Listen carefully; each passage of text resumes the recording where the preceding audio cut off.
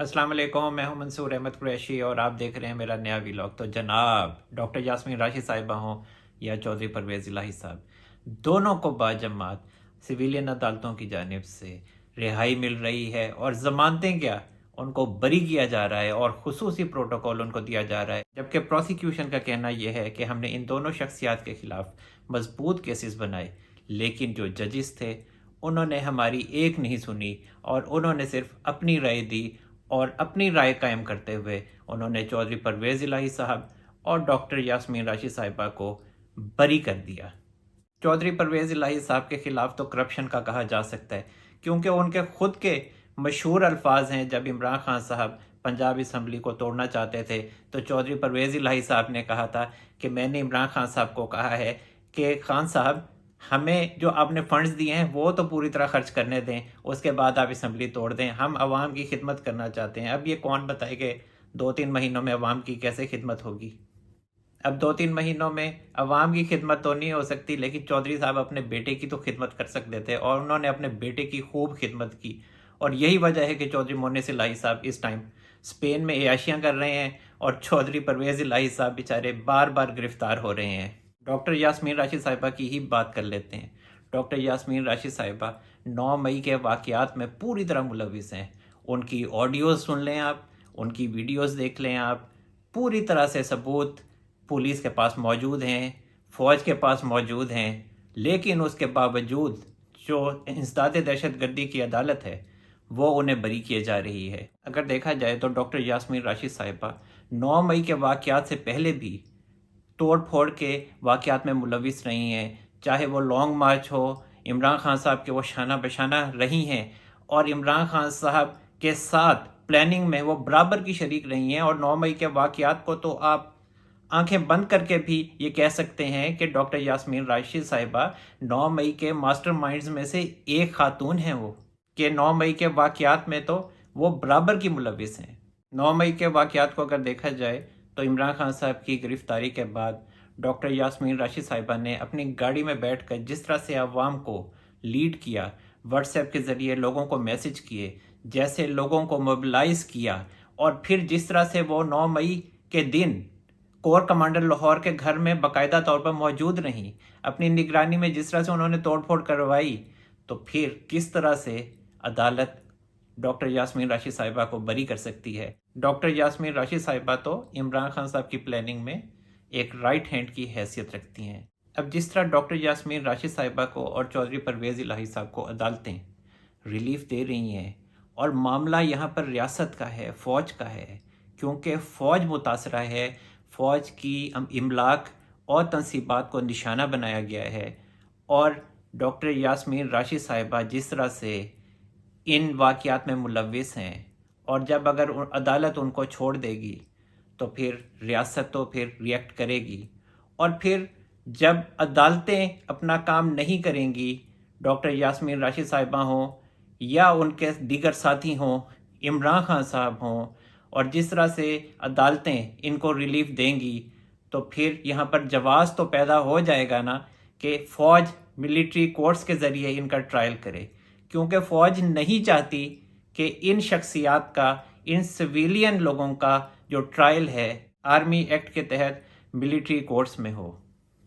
लेकिन सिविलियन अदालतें ये जवाज़ पैदा कर रही हैं कि हमने इनको बरी करना है, अगर आपने इन सिविलियंस का ट्रायल करना है तो जाएं फिर मिलिट्री कोर्ट्स में जाकर इनका ट्रायल करें। तो फिर अगर जब मिलिट्री कोर्ट्स में इन शख्सियात का ट्रायल होता है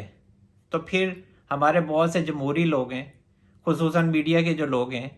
जो अपने आप को बहुत ज़्यादा जमहूरियत पसंद समझते हैं, वो फिर बार बार शोर मचाते हैं कि नहीं नहीं नहीं नहीं, सिविलियंस का जो ट्रायल है ना वो सिविलियन अदालतों में ही होना चाहिए, मिलिट्री कोर्ट्स में इनको नहीं जाना चाहिए। तो जब सिविलियन अदालतें ही इनको आंखें बंद करके बरी करेंगी तो फिर इन सिविलियंस का ट्रायल मिलिट्री कोर्ट में होना ही लाजिम हो जाएगा। मैंने पहले भी अपने व्लॉग्स में बताया था कि फ़ौज कभी भी अपनी इमलाक और तनसीबात पर हमला करने वालों को माफ़ नहीं करती और ना कभी करेगी, और ना कभी उसने माफ़ किया है। तो चाहे वो मुराद सईद साहब हों, हम्माद अज़हर साहब हों, उमर अयूब हों, डॉक्टर यास्मीन राशिद साहिबा हों या इमरान खान साहब हों, ان کو فوج کبھی معاف نہیں کرے گی، کیونکہ انہوں نے فوج کی املاک اور تنصیبات پر حملہ کیا ہے، اور اس سے بڑھ کر کہ میاں والی کی ایئر بیس پر کھڑے جہازوں کو بھی 9 مئی کے دن آگ لگانے کی کوشش کی گئی ہے۔ تو یہ کون سی حب الوطنی ہے، یا یہ کون سی سیاست ہے جس کے تحت میاں والی کے ایئر بیس پر ملکی طیاروں کو آگ لگانے کی کوشش کی گئی؟ وہ ملکی طیارے، وہ پاکستانی طیارے جن کو دشمن کبھی میلی آنکھ سے نہیں دیکھ سکا اور ان کو منہ کی کھانی پڑی، اور آپ اپنے ہی ملک کے جہازوں کو، اپنے ہی ملک کے طیاروں کو آگ لگانے کی کوشش کر رہے ہیں۔ تو آپ کون سی پاکستان سے محبت کا ثبوت دے رہے ہیں؟ اور آپ کے خلاف فوج کارروائی کرے گی، آپ چاہے کہیں پہ بھی چھپے ہوئے ہوں، آپ کو گرفتاری تو دینی ہی ہے، چاہے وہ مراد سعید صاحب ہوں، چاہے وہ حماد اظہر صاحب ہوں، یا دیگر شخصیات ہوں جو ابھی تک چھپی ہوئی ہیں، میاں اسلم اقبال صاحب ہوں، کوئی بھی ہو، تو گرفتاری تو آپ کو دینی ہی پڑے گی، اور اسی لیے آپ کو مجبور کیا جاتا رہے گا۔ معاملہ فوج کی شخصیات کا نہیں ہے، معاملہ انسٹیٹیوشن کا ہے، اور انسٹیٹیوشن کو سامنے رکھ کر ان سویلینز کو معاف نہیں کیا جائے گا جو 9 مئی کے واقعات میں ملوث ہیں، کیونکہ فوج اس لیے بھی ان شخصیات کو معاف نہیں کرے گی جو 9 مئی کے واقعات میں ملوث ہیں، کہ اگر ان شخصیات کو آج معاف کر دیا تو پھر ہر دوسرے دن، تیسرے دن آگے کوئی بھی جتھا اٹھے گا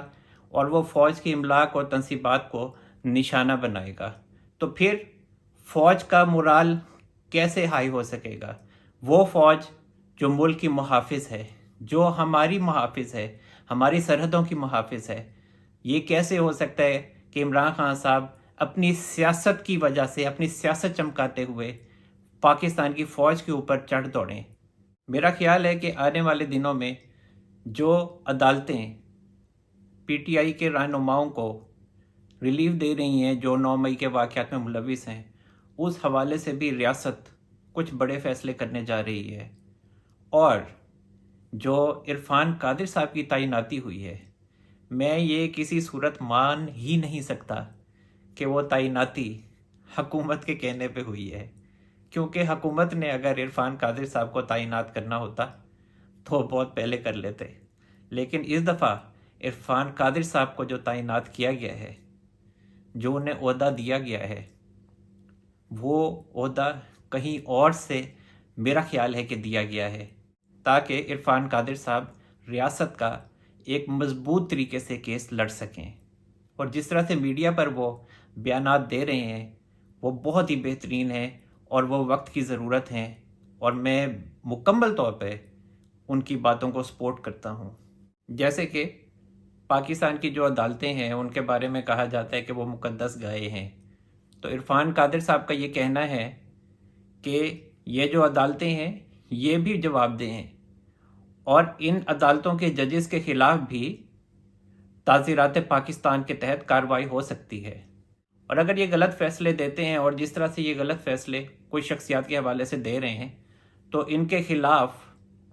عرفان قادر صاحب کے مطابق تعزیرات پاکستان کے تحت کارروائی ہو سکتی ہے۔ آج پاکستان کی کچھ اچھی باتوں پہ بھی ہم بات کر لیتے ہیں۔ میں کوشش کروں گا کہ آئندہ بھی میں پاکستان کے حوالے سے جو کچھ اچھا ہو رہا ہے اس کو بھی ڈسکس کروں، کیونکہ پہلے میں ٹویٹر پہ بھی پاکستان کے اچھے امیج کو اجاگر کرنے کی کوشش کرتا تھا، اور اب میں ویلاگز میں بھی کوشش کروں گا کہ کچھ اگر اچھی نیوز پاکستان کے لیے آ رہی ہیں تو ان کو میں اجاگر کروں، نہ کہ میں ہر وقت آپ کو ڈپریس کروں یا سارا وقت صرف سیاست کی باتیں ہوں۔ پاکستان کے لیے اچھی خبر یہ ہے کہ پاکستان نے برآمدات کے حوالے سے بارٹر ٹریڈ کی اجازت دے دی ہے، اور بارٹر ٹریڈ جن ممالک کے ساتھ ہونی ہے ان میں ایران، رشیا مطلب روس، اور افغانستان شامل ہیں۔ پاکستان ایران سے جو بارٹر ٹریڈ کرے گا وہ اس طرح سے ہے کہ پاکستان ایران سے خام تیل اور LNG اور LPG لے گا، جبکہ اس کے بدلے میں پاکستان سبزیاں، گوشت، چاول اور آلات جراحی، جو سرجیکل انسٹرومنٹس ہیں، مطلب آپریشن میں استعمال ہونے والے جو جراحی کے آلات ہیں، وہ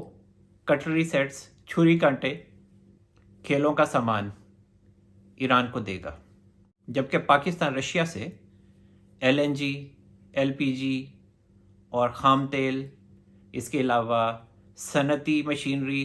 حاصل کرے گا، جبکہ رشیا کو آلات جراحی اور فروٹ، سبزیاں، چاول اور کھیلوں کا سامان دے گا۔ اور افغانستان سے بھی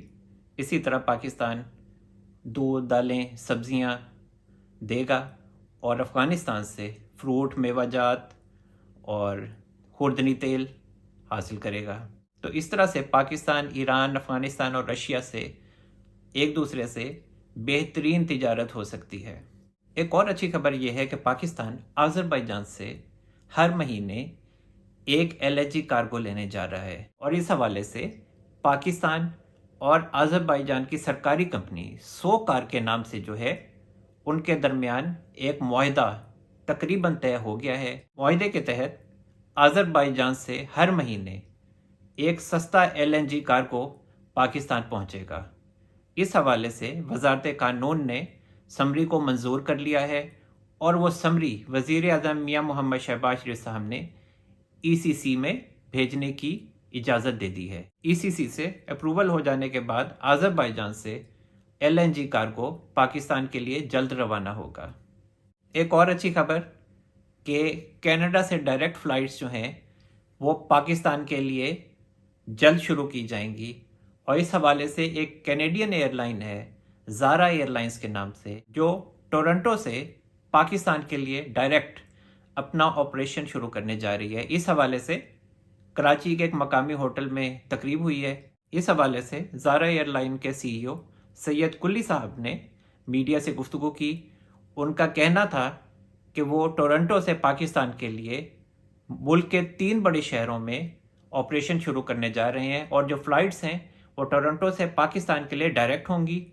اور جو طیارے استعمال ہو رہے ہیں فی الحال وہ 2 طیارے اس آپریشن کے لیے استعمال ہوں گے، جو کہ 777LR ہوں گے۔ اس کے بعد پھر ہم اپنے بیڑے میں مزید طیاروں کا بھی اضافہ کریں گے۔ فی الحال ہم اپنی سروس کے لیے شاہین ایئرپورٹ سروس سے خدمات حاصل کر رہے ہیں، جن سے ہم گراؤنڈ سروس، کیبن کرو اور سٹاف لیں گے۔ سید کلی صاحب کا کہنا تھا کہ زارا ایئر لائن کی ایڈوائزری کے لیے، اس آپریشن کے لیے ہم نے سابق MD اعجاز ہارون صاحب کو ہائر کیا ہے، جو اس حوالے سے ہمیں ایڈوائزری دیں گے۔ کہا جا رہا ہے کہ زارا ایئر لائن کا یہ آپریشن اگست میں شروع ہونے کی توقع ہے، اور سید کلی صاحب کا یہ بھی کہنا تھا کہ انہوں نے NOC کے لیے کینیڈین ایئر لائن سے رابطہ کیا ہوا ہے، اور جلد ہی ہمیں NOC مل جائے گا۔ تو جناب اب تک کے لیے اتنا ہی۔ اللہ تعالی ہم سب پر اپنا رحم و کرم فرمائے۔ منصور احمد قریشی کو اجازت دیجیے، اپنا بہت سارا خیال رکھیے گا۔ اللہ حافظ۔